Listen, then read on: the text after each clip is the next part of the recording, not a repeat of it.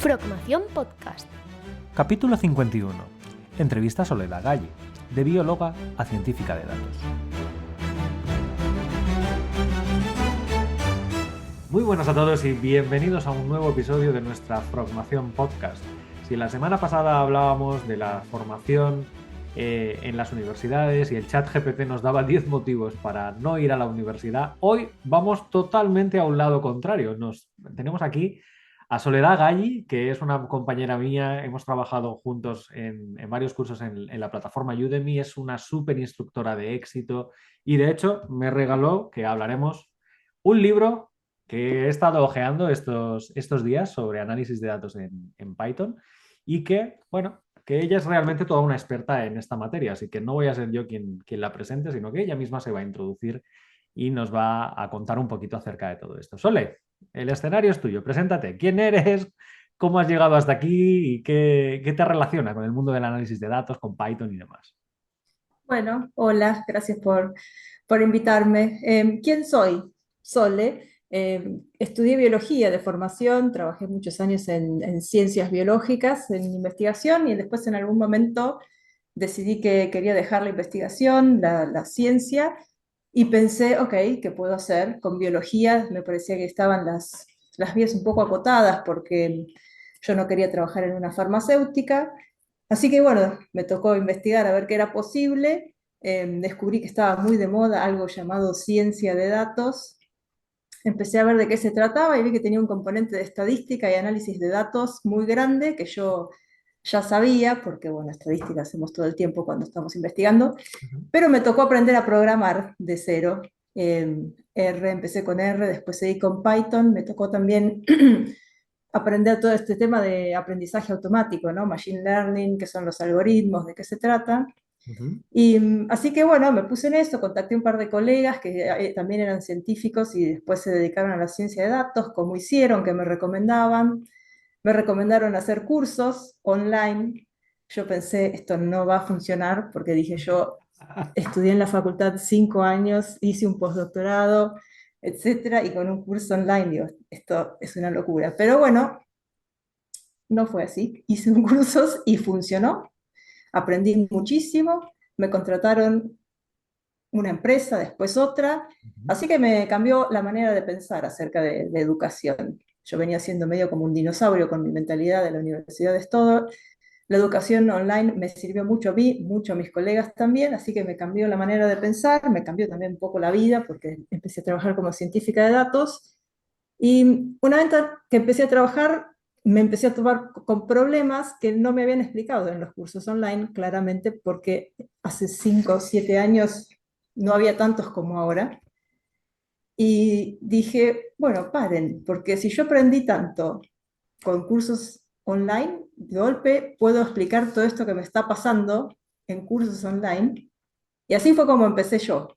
Hice un curso explicando todas las cosas que yo estaba viendo que me pasaban en la empresa donde estaba trabajando, de tanta investigación, cómo procesar los datos de una manera, de otra manera, y le fue bien al curso. Así que después hice otro y después hice otro y ahora me dedico prácticamente a eso.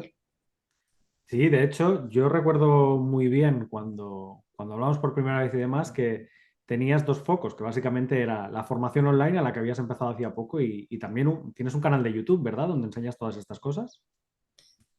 Sí, empecé con un canal de YouTube, pero no lo estoy cuidando mucho, te voy a ser Ah, honesta. Me lo puse como meta para este año, ajá. pero bueno, está en mi to-do list. Recién empezó el año, así que Todavía un poco tienes de tiempo. paciencia, sí. Todavía tienes tiempo. Oye, has comentado, eras algo reticente al mundo de la enseñanza online precisamente porque venías de una enseñanza universitaria, de un doctorado, etcétera, ¿no?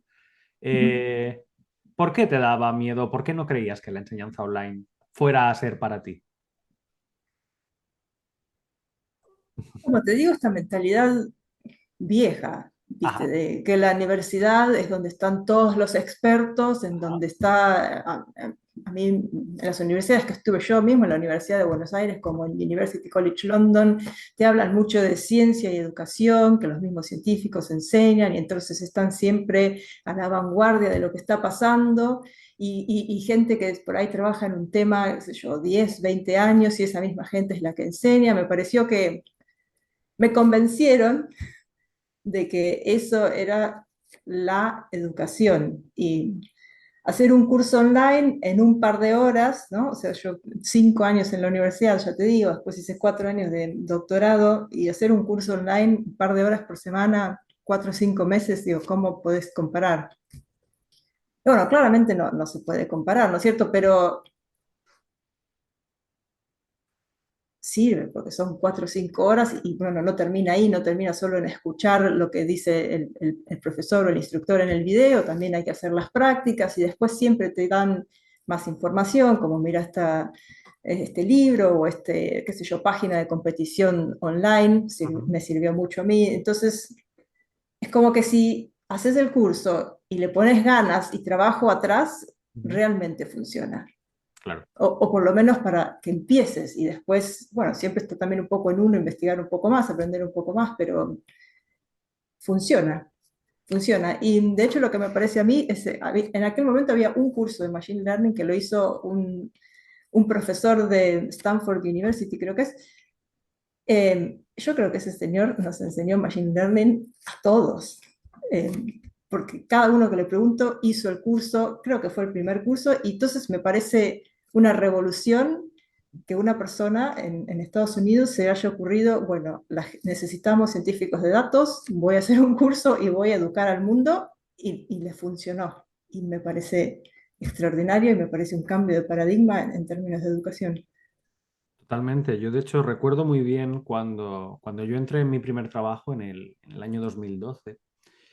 Todo lo que era la analítica de lo que hacían los usuarios dentro de los videojuegos, estaba pensado para que estuviera en una base de datos, para que el juego funcionara, para que tomara esos datos y fuera mostrando los eventos, lo que ocurría en el videojuego al usuario, pero no estaba pensado para ser analizado. Tanto es así que para yo poder analizar esos datos, cada noche tenía que programar una tarea que me bajara un Excel, se dejara por allá, y que, como nadie se le había ocurrido empezar a usar R o empezar a usar Python por aquellos entonces, tenía que abrirlo en MATLAB o tenía que abrirlo en Excel, y analizaba pues celda a celda, casi casi, ¿no? Filtrando, organizando, tablas dinámicas, etcétera. Pero no era la tónica general automatizarlo con R o con Python. Te hablo del 2012, cuando estas Ujú. palabras Machine Learning empezaban a surgir por allí, y todavía eran un mundo inexplorado. Y precisamente estoy muy de acuerdo con lo que has dicho tú, de que cómo se forma uno en estas cosas. Yo vengo de la rama, bueno, soy matemático, tú eres bióloga. Se nos forma en unos conocimientos muy concretos de nuestros campos, de nuestras áreas, pero todas estas tecnologías o todas estas cosas que son nuevas, emergen y demás, uno tiene que irse formando, uno tiene que irse actualizando, y qué mejor de los expertos o de la gente que lo divulga, que al final son instructores o son youtubers o son gente que escribe un libro o, como te has comentado, ¿no? Alguien de Stanford que se le cruzan los cables y quiere crear contenido de estas características, literalmente. Sí, sí, sí. Seguimos, Sí.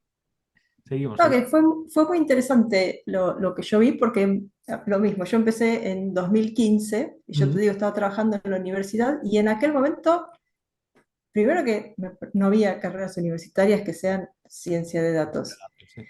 y prácticamente no había nada. 2 años después empecé a ver másters en diferentes universidades en Londres de ciencia de datos, un máster por acá, un máster por allá, que enseñaban un año, y un máster es un año, van pocas horas, así que medio que aprendían en el máster lo mismo que aprendías en el curso online. Yo veía, cuando estábamos empezando a contratar, y veía candidatos que venían de un máster, de un curso online, y prácticamente no había diferencia.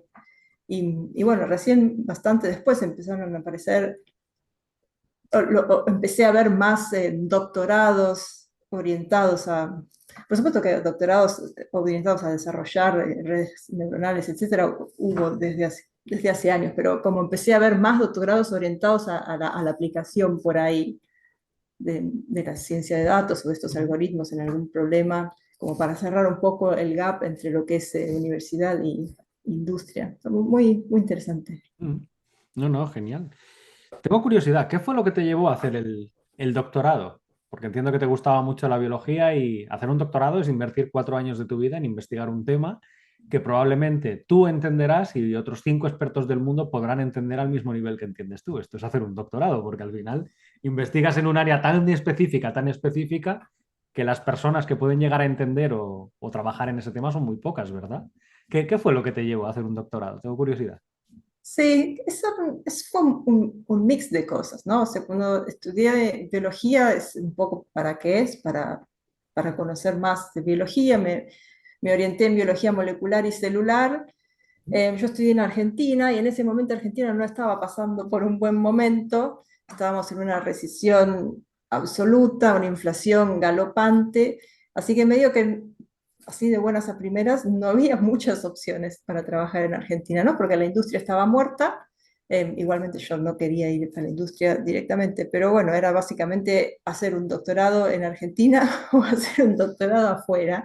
Mm, Pero más allá, yo decidí quedarme. Pero más allá de eso, en biología, medio que el doctorado es como el paso siguiente, ¿no? Son 5 años de carrera en Argentina en donde aprendí un montón de cosas y el doctorado es como el paso siguiente, es como, bueno, ahora voy a poner todo lo que aprendí en acción, ¿no? Me enseñaron todo este conocimiento, me enseñaron a desarrollar hipótesis, me enseñaron a testear hipótesis, es el momento de que me siente y lo haga yo.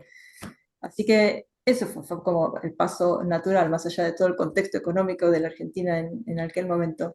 mm. Y sí, es cierto, es como vos decís, te orientás muchísimo en algo bien chiquitito que por ahí entendés vos y un par de gente.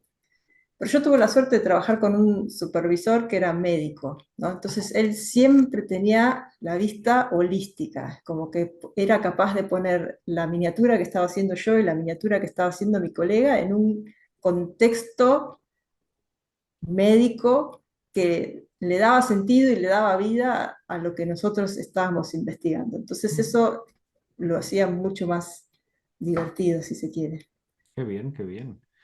Pues oye, la verdad es que siempre es una pregunta que me gusta hacer porque a ver, la gente que hace un doctorado o tiene muy claro que se quiere dedicar a la investigación o tiene muy claro que su pasión es eso, ¿no? Descubrir y aportar su granito de arena al conocimiento de un campo, como en tu caso es el de la biología. Genial.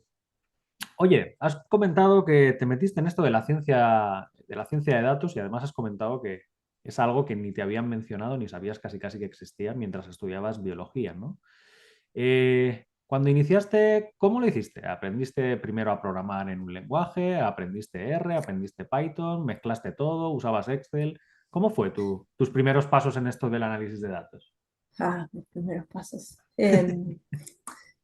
Me, me- LinkedIn me contó que existía algo que se llamaba ciencia de datos, te voy a ser honesta.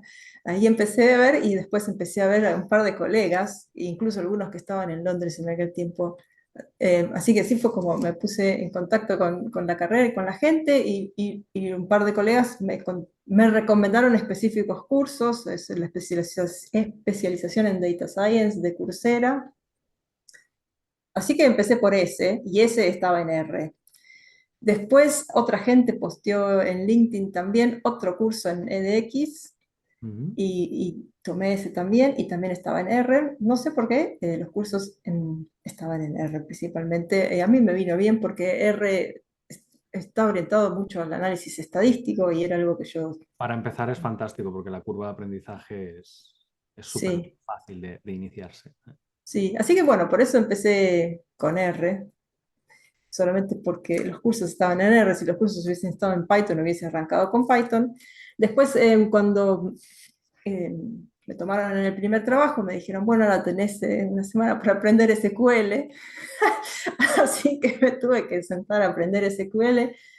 Me recomendaron Postgres, que creo que es open source, y la verdad es que ya ni me acuerdo cómo aprendí, si aprendí online o si me bajé o si me compré un libro, pero aprendí SQL así medio rapidito y después me pusieron en una position donde tenía que usar SQL, así que medio que aprendí un poco más de usarlo ahí y de mis colegas. No soy una gran experta en SQL, es como que los básicos para navegar y hacer las agregaciones básicas. Y en esa misma empresa me habían dicho, bueno, tenés que aprender Python, así que también empecé a aprender Python un poco a los corchazos con libros esta vez, hasta que me recomendaron un curso en Udemy y ahí fue como conocí Udemy. Un curso también espectacular y que revolucionó mi manera de pensar, porque yo estaba tomando cursos en estas plataformas en donde en realidad los que hacen los cursos son universidades, y en Udemy tiene un modelo un poco distinto, en donde hacen los cursos son los profesionales.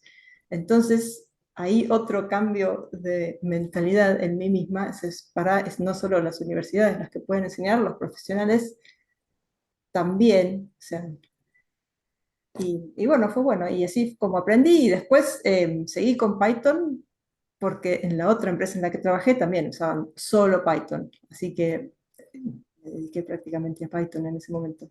Ujú. Sí, de hecho, más o menos yo me inicié del mismo modo. Empecé con R precisamente por eso, ¿no? Por la facilidad. Lo fácil que es cargar un conjunto de datos y todas las librerías estadísticas para aplicar un modelo o para hacer un gráfico y demás. Y luego poco a poco pues fui mezclando R y Python.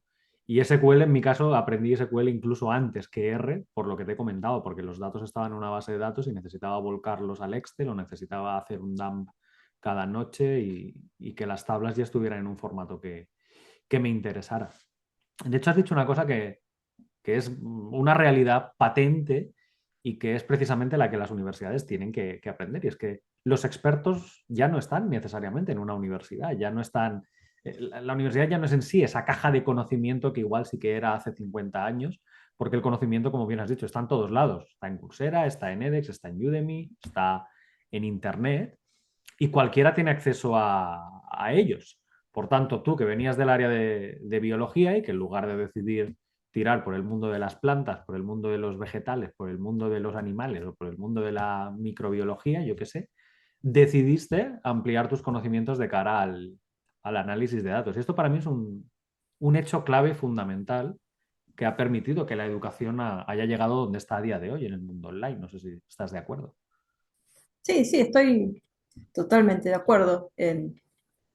Estoy totalmente de acuerdo. Sí, el hecho de que por ahí profesionales que tienen experiencia en un campo puedan poder volcar sus conocimientos y ayudar a la gente a aprender otra cosa, ya sea para tener una nueva posición de trabajo o para cualquier otra cosa, qué sé yo, aprender un idioma o, bueno, tengo algunos amigos que están aprendiendo acerca de inversiones, qué sé yo, sé cosas que pues, por ahí a mí no me interesan mucho, pero igualmente eh, sí, está bueno porque es promover el conocimiento, hacerlo accesible y, y uno, o yo por lo menos vivo en un raviol de privilegio, ¿no? Porque yo estudié en Buenos Aires, en Argentina, después viví en Europa, pero por ahí hay lugares del mundo en donde la educación no es tan accesible y gracias a estas plataformas la educación puede llegar a rincones que antes eran inimaginables, me parece a mí. Exacto, yo de hecho tengo una anécdota y es que yo he visitado Latinoamérica bastantes veces ya, invitado por una universidad o por otra, que por un motivo u otro resulta que los estudiantes se forman con mis cursos online porque son materias que no se ofertan en la universidad o porque son tecnologías que todavía no han llegado a la universidad. Te hablo del mundo de los videojuegos, te hablo bueno, Mm. del data science o el machine learning como tal. Entonces, claro, es muy divertido o es curioso cuanto menos que la iniciativa de los estudiantes sea precisamente buscar en profesionales, como has dicho, como tú o como yo, de fuera de la universidad a pesar de que están en un grado universitario. Y esto también nos da la posibilidad de que tú que empezaste tomando cursos de otros instructores en plataformas, al final te convirtieras, ¿no? en una instructora y, bueno, una instructora de muy buen renombre y de mucho éxito. De hecho, ¿qué fue lo que te llevó a ello? ¿Qué pasó por tu cabeza cuando dijiste, mira, yo también puedo enseñar todas estas cosas? Has comentado que te encontraste muchos problemas en la empresa que no te resolvían los cursos de Udemy, pero ¿qué fue lo que te desencadenó y te dijo, esto, tengo que hacer yo un curso aunque no venda ni uno solo, da igual, lo quiero hacer? ¿Qué fue lo que te pasó por ahí? En realidad fue un poco, primero, una gratitud enorme que sentí hacia los cursos online de esa gente que se puso a hacer cursos y que, bueno, me dio la oportunidad a mí y a muchos otros de aprender una nueva skill Sí. que no tenía y que me cambió la vida de una manera tan grande que no me hubiese imaginado a través de un curso online, como ya te digo, con mi manera de pensar obsoleta de aquel entonces. Así que dije, y bueno, un poco también, después cuando empecé a trabajar en la compañía, yo hice un montón de investigación, o sea, me pasaba horas en internet buscando artículos de acá, artículos de allá, competencia de acá, papers, etcétera, a ver cómo hacían algo. Y digo, perdí una cantidad, perdí no es la palabra, pero invertí muchísimo tiempo en adquirir todo ese conocimiento.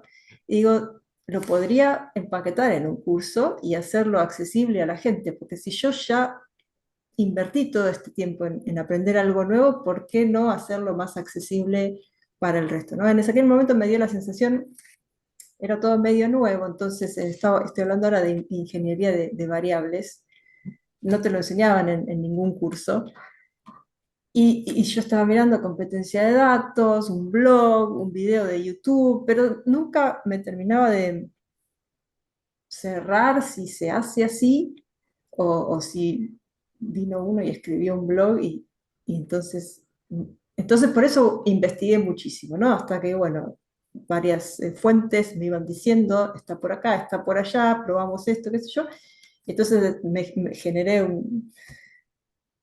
como una visión de qué era la ingeniería de variables y dije, bueno, lo voy a hacer accesible. Medio esa fue la motivación y un poco también el desafío de, bueno, ¿podré hacerlo yo? O sea, yo veía que en Udemy profesionales estaban haciendo el curso y digo, bueno, de golpe yo también soy un profesional, o sea que si esta persona está enseñando, ¿por qué no podría enseñar yo? Así que fue la motivación y después un poco el decir, bueno, voy a probar con mucho miedo, te voy a decir la verdad, porque pensé que no iba a gustar el curso, la gente iba a pensar quién es esta bióloga que viene a hablar de ingeniería de variables. Y bueno, tenía miedo del Scratch Online, pero no, o sea, me re sorprendió. La gente tomó los cursos, le empezó a dar buenas valoraciones, me agradecían, que aprendieron un montón, y yo digo, pará, entonces sirve. Y bueno, entonces así empecé a hacer más cursos. Por suerte me fue bien y la gente parece encontrarlos útiles porque eso es el feedback que recibo y súper gratificante que pones tanto esfuerzo en hacer un curso y la gente te agradece, me cuentan que por ahí les fue bien en una entrevista o que aprendieron cosas que en la universidad, como decís vos, no se aprendía.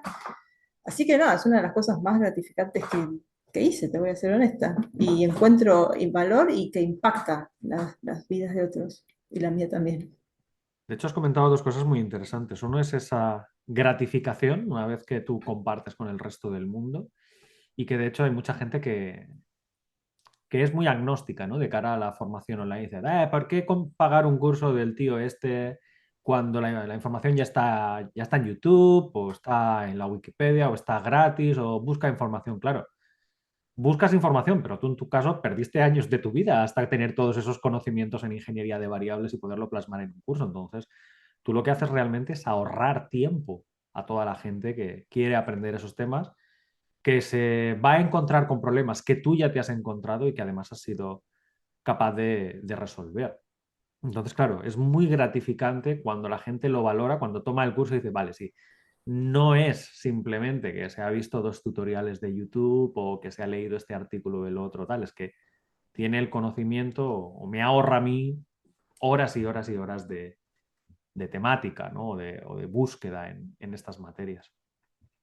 Y luego lo otro es que, claro, empiezas tú a crear tu primer curso, recibes un buen feedback, vas sacando material, vas publicando menor medida, mayor medida en ese canal de YouTube y demás.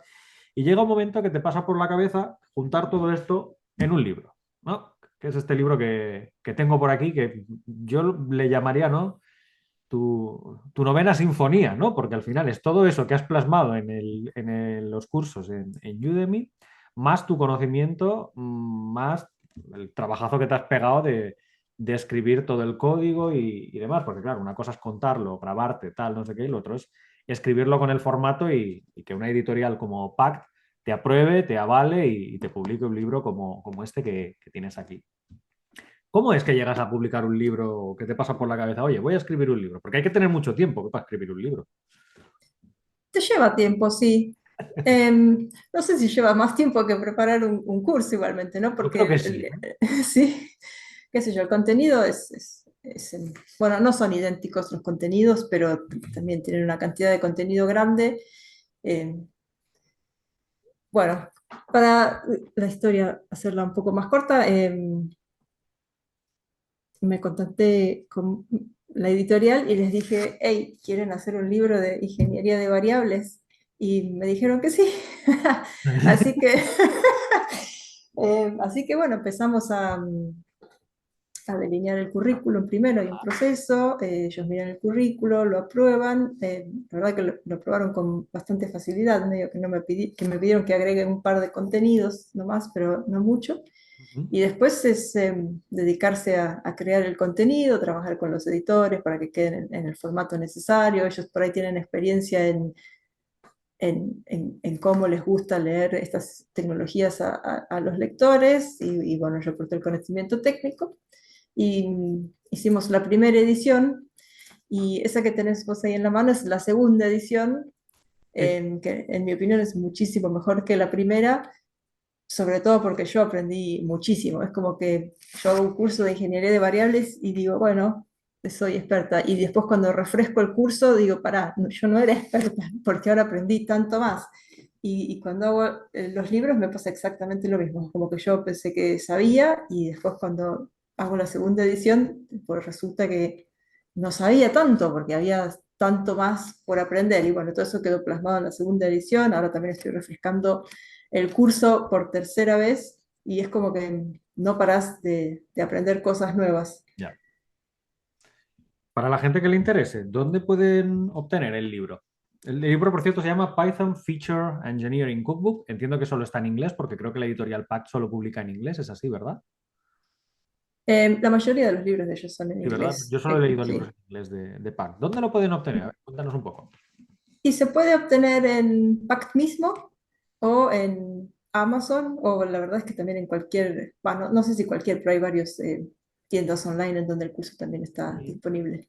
Sí, yo creo que si buscan Python Feature Engineering Cookbook de Soledad Galli, lo van a Sí. encontrar fácilmente. Sí, yo lo vi en Amazon y yo como tengo la suscripción de Pact, porque también me formo mucho, lo Mm. encontré también directamente allí.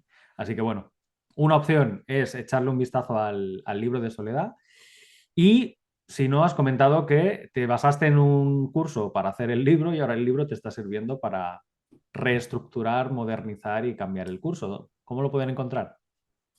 El curso se puede encontrar en nuestra plataforma online www.trainingdata.com Ujú. y si no, también está disponible en Udemy. Vale, perfecto. Sí, porque lo comentaba la gente, o cuando hice yo el post la semana pasada, creo que fue en LinkedIn y demás, dijeron, ¿dónde está este curso, estos materiales o tal? Pues bueno, simplemente ahí lo podéis encontrar y la verdad es que yo he visto varios de los vídeos de Sole y es toda una experta, ¿eh? Aquí igual en una entrevista no se nota tanto porque no estamos enseñando absolutamente nada, pero ella es una gran docente y la verdad es que es un curso altamente recomendable, sobre todo para los que buscáis mejoras en esa fase específica, ¿no? En la ingeniería de variables en Python. Oye, ¿y ingeniería de variables en R para cuándo? ¿No te lo has planteado? No, la verdad es que no ¿O me ya, lo ya has dejado planteé. R aparcado definitivamente a favor de Python?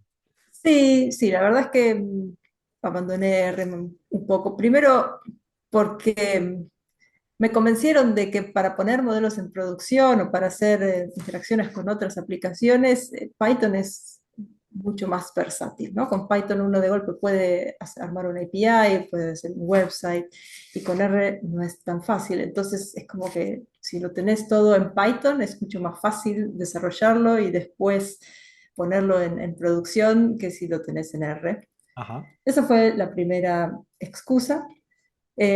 La segunda excusa es que en los años Python evolucionó muchísimo, ¿no? O sea, cuando yo empecé, Python tenía una librería de estadística bastante limitada y hoy hubo un boom y también hubo un boom en librerías que acompañan toda la infraestructura de desarrollo de aprendizaje automático. Entonces, medio que no sé si tiene mucho sentido volver a R. R también tiene un montón de paquetes que apoyan la ciencia de datos. No sé si hoy por hoy hay una ventaja en usar R con respecto a Python en Ujú. lo que es aprendizaje automático y análisis de datos. Me parece que las dos softwares son bastante muy buenos. Python tiene toda esta otra cosa de que después puedes desarrollar software, Ujú. ponerlo en producción, etcétera, que por ahí R se queda un poco corto. Pero además de eso, a raíz del curso también creé un paquete abierto, de código abierto, que se llama Feature Engine, en donde, bueno, básicamente todo lo que enseño en el curso y después en el libro está disponible en este paquete Ujú. gratis para todos, ¿no? Como cualquier paquete de código abierto. Así que medio que ya me dediqué full on a Python.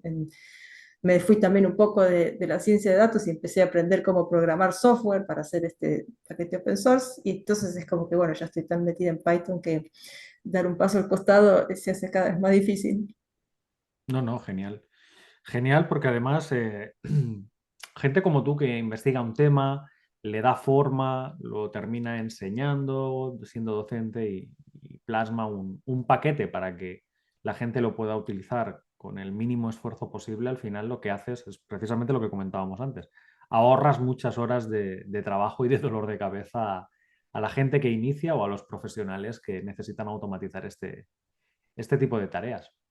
Yo en mi caso sí que todavía sigo utilizando tanto R como Python. Yo como empecé con R y la verdad es que he dado docencia de R durante muchos años en la universidad, igual por eso se me ha quedado tan arraigado, pero ambos para mí son una combinación perfecta, porque hay cosas que rápidamente puedes hacer a nivel de estadística en R sin preocuparte demasiado y cuando ya necesitas un poco más de artillería pesada o necesitas hacer otro tipo de desarrollo, como comentabas tú, Python, para ser un lenguaje de programación genérico, se ha especializado mucho en todo lo que son librerías de ciencia de datos, como bien comentabas.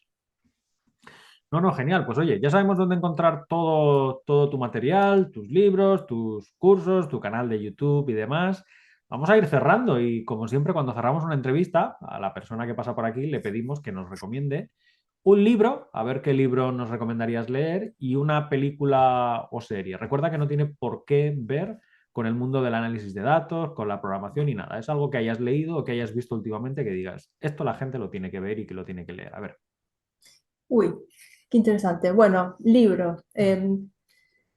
Libros que a mí me abrieron muchísimo los ojos, en particular voy a recomendar uno, me pedís uno, se llama Don't Be Evil, de Rana Foroohar.